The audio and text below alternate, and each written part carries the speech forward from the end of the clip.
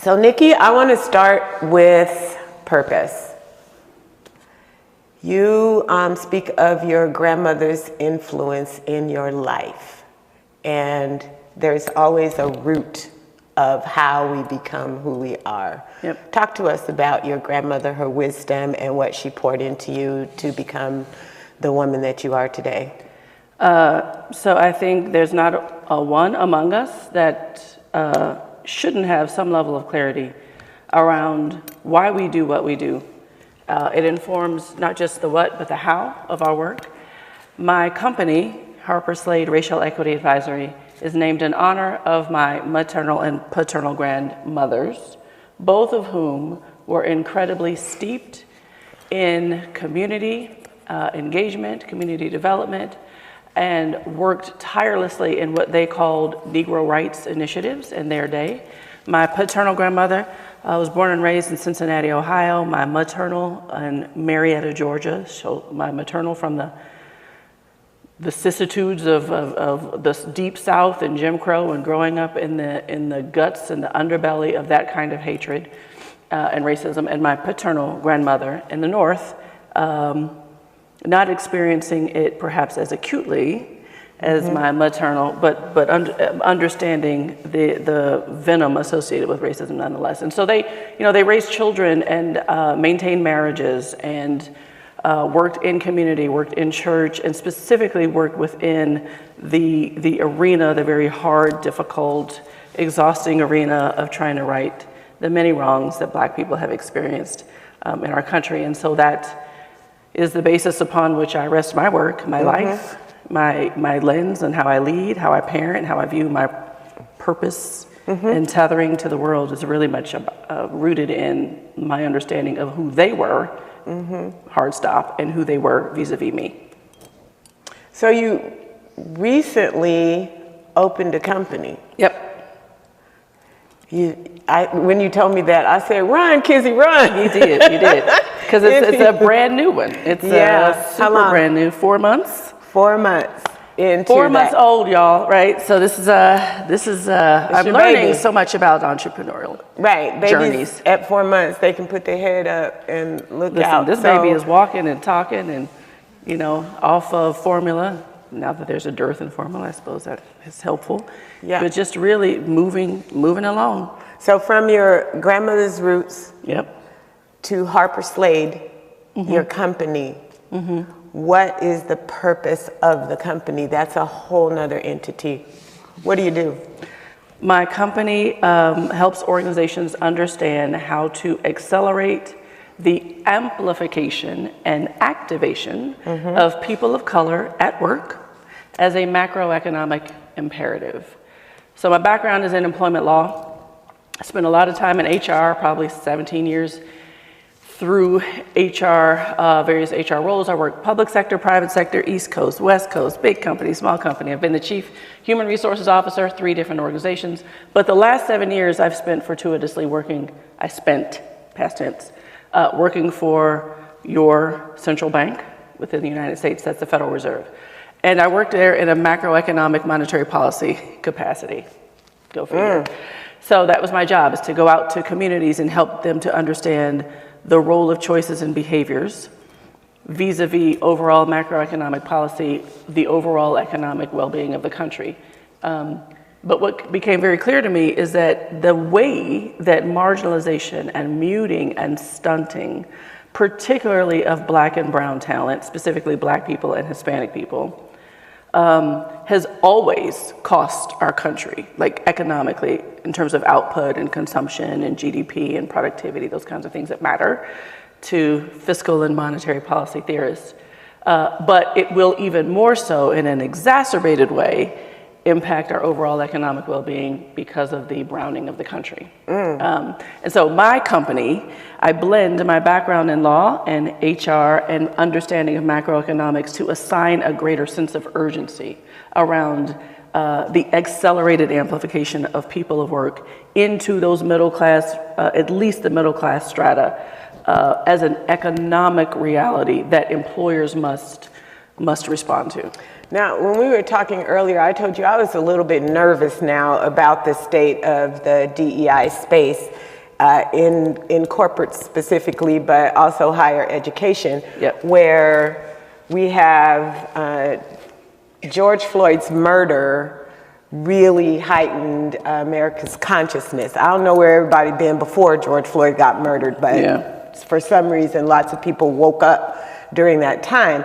And what I've noticed is that corporations are now totally on board with DEI. Let's do it. Black Lives Matter, all of this. And then folks that have been in training and HR have now all of a sudden decided that DEI is a space to go. And I find that extremely harmful because they don't really have any skin in the game. They're just pivoting to where the money is. So when I hear you talk about macroeconomics, your journey, and I'm assuming, and maybe this is a big one, but I'm assuming you've been one of very few Black women in the room. Right. And so as you have journeyed, what was that decision to step into this space and bring your talents forward? What made you decide that you want to do it? And what do you see as your competitive advantage there? God made me do it, bluntly. 2020, I live in Louisville, Kentucky, where Breonna Taylor was killed. I knew her family.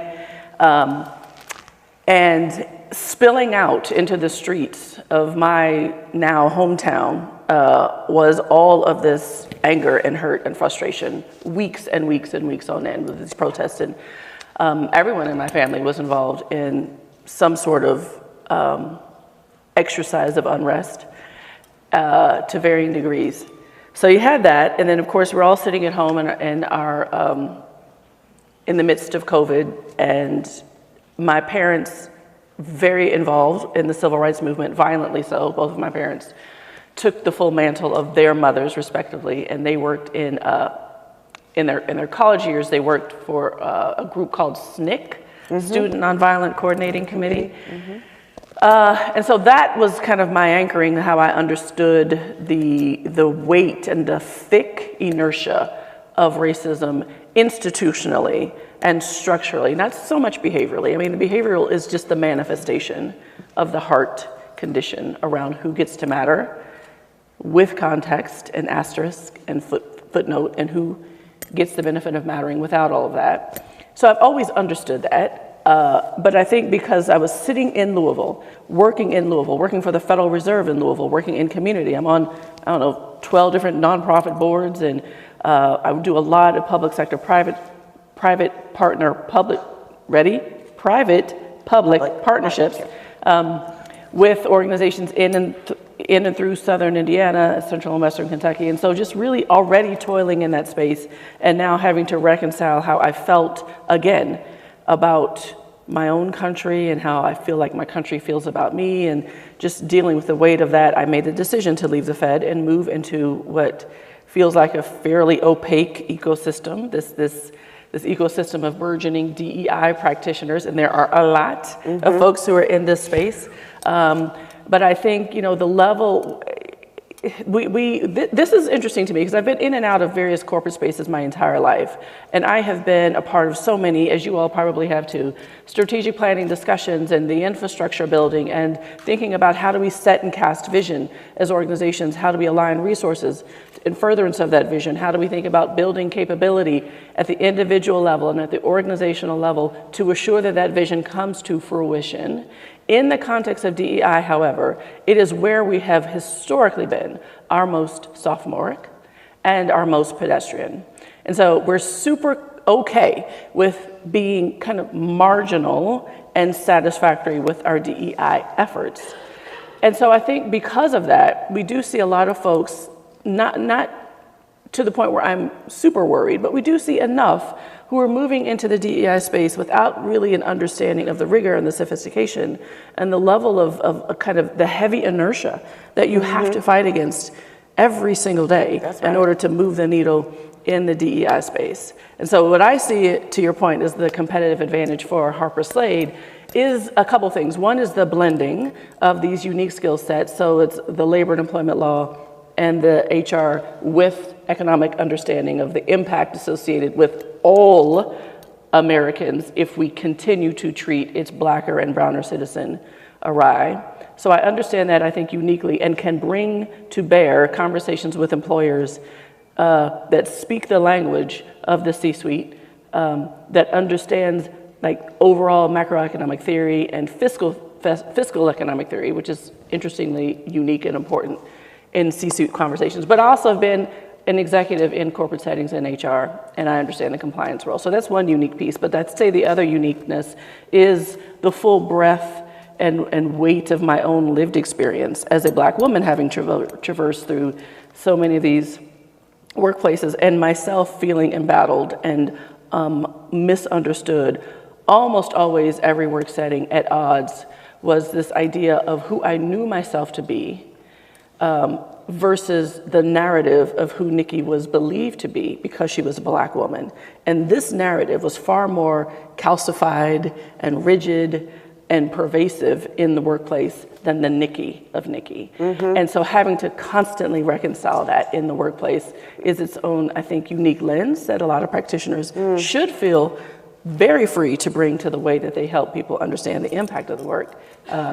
Anyway, so I understand that, and I have the skill set and the technical background, but I also have kind of the lived experience and I think appropriate diplomacy. Because I also, here's the other thing I'll say about DEI, which you didn't even ask me this, I'm just going on a rant now. Go with it. They're able to get to the C-suite and also in leadership positions without any formal training or understanding about DEI and B. This is, you get to come with your personal beliefs and then you act on it from your personal standpoint. And so I want to know how do you inspire leaders to take action for their own personal journey and stuff? Because you bring stuff to the workplace with all the background that comes with you, and now you're expected to lead these corporations, but I call it the back seat. So we all pull up to work in our cars, and who's in the back seat with your belief system, your thoughts, your ideas, what you read, what you heard grandma say about other people who are different from you 20 years ago, that's in the back seat. Your lived experience, your social norms, your cadence with which you operate, all of that stuff comes into the workplace with you. And we have historically said to employees, I mean, I used to say it when I was newly minted HR, listen, emotions and your beliefs and your values, leave all that stuff at the door.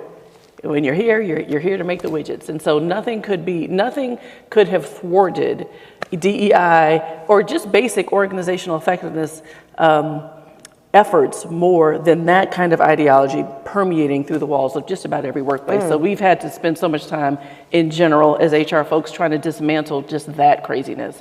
Because I don't know why we thought that there could be a strong separation between what you do and who you are. But now that we understand that, and we understand that especially in the context of DEI work, I think it's going to be important. And what I talk about with my clients, the executive level clients, is exactly what you just said, Melannie, in that to me, the way I approach this work, it absolutely starts with belief systems. You have to start with the belief system of what do you fundamentally believe to be true about whomever is different from you.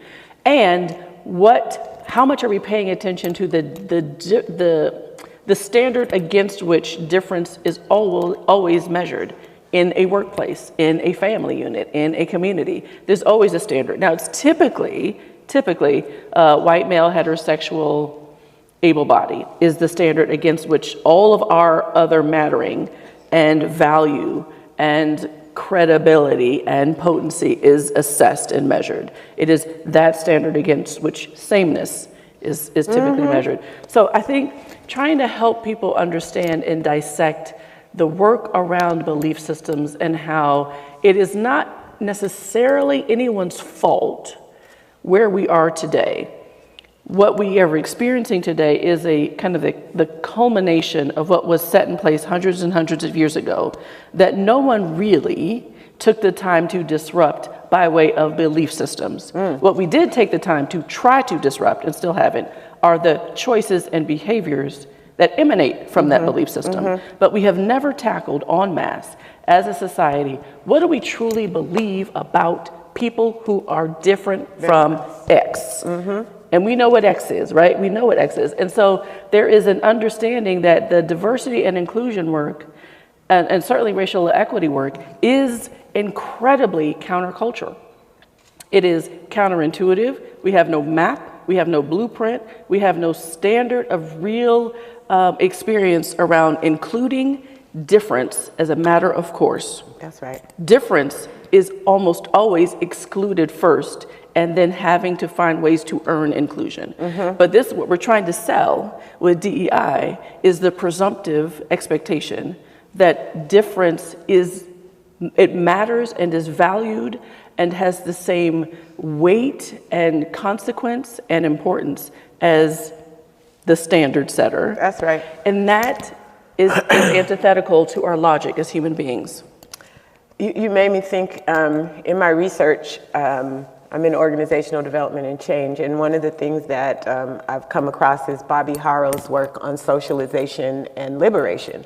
And socialization, we are born into this system. We did not ask for this at all. So socialization comes in and starts with who you're born into, and then you move around. And at some point, you have to decide that you're going to reject all notions that do not feel right for you, and then that is your journey to liberation. And so when you're speaking on inclusion, and you're speaking on folks getting, a new understanding and a new journey, inclusion into what? Hey, are we? When we say DEI, inclusion into what? Are you going back to the same socialized system, or has the system liberated itself so you can be inside and coalesce with others in a new way? Inclusion into what, Nikki? So let me just give you the definitions of how I have to define this work. And working with me means that you got to define it the way I say you define it too. Well, the reason why I say this is important is because this is another thing that we've done. We spent 20 years trying to figure out how to define diversity. Like, should it be fingernail? And that is discerned both through my work, and that is discerned both through my work environment. Is this environment one where I can find my way to feel connected to work, interested in the workplace, safe and secure with the who of me. The who of me, not what I do, not how I produce, but the who of me, the Black Nikki, 50-something-year-old with kids and with stress, and like the who of me, is there safety here for that more often than not? So that's the inclusion, how I discern how I feel about work, but also I'm checking with my manager and with my leadership to discern how they feel about me. That's right. And how I feel about them. So it is a very emotional, remember we talked about earlier, we've been said for years, don't bring your emotions in here. Don't nobody got time for that. But now we need it. Like, we have to have it. It is a part of who we are. It makes us our own beautiful, wonderful selves, how we set up and respond to and understand our own emotional well-being. So diversity is who's different, that's in the room. Inclusion is how does that difference feel about being here, and how do we feel about difference being here, so that employee engagement can be activated. So in my mind, the way I talk about it, inclusion and diversity is a means toward employee engagement ends. And we all covet that. Like, there's not an employer in here who's not always talking about, at some point, employee engagement. And we want employee engagement, not for engagement's sake. We want it for competitive advantage's sake. But it's hard to be engaged in an environment where you're feeling rejected, right? Where you're constantly feeling embattled, or that the narrative of you far outpaces and speaks more loudly than the you of you. it's hard to find your way to be connected and interested and safe and engaged. And then you lose my discretionary effort. Like I can't give you the extra and the best of me when I'm so busy justifying the existence of me at work. So it's an employee engagement strategy in terms of diversity and inclusion. So yeah, diversity counts the people, inclusion makes people count. Boom. So we got 4 minutes. Give me some Nikki wisdom. You know, Girl, let's just share with the audience a drop the mic point that you want them to take away. Well, by 2045, Black and brown, Hispanic people and Black people will be the majority in the available workforce. We all know that. What that means from a practical economic standpoint is that Black and brown must also be at least the majority in the middle class, if not the higher income wage or wealth builder. Because since we've been studying the health of the middle class after World War probably II, both fiscal policy theorists, that is Congress, monetary policy folks, central banks, always look to determine how the economy is doing first by looking at how the middle class is performing. It's where we look at our consumption rate, savings, spending, production, productivity, wage rates, home ownership. We always look, first place we look, how's the middle class doing to determine, are we doing good or not? How's the overall economy performing? For the first time ever after 2045, we'll be relying on people that look like me and Hispanics, brothers and sisters in the room, to buoy the sustenance of that middle class.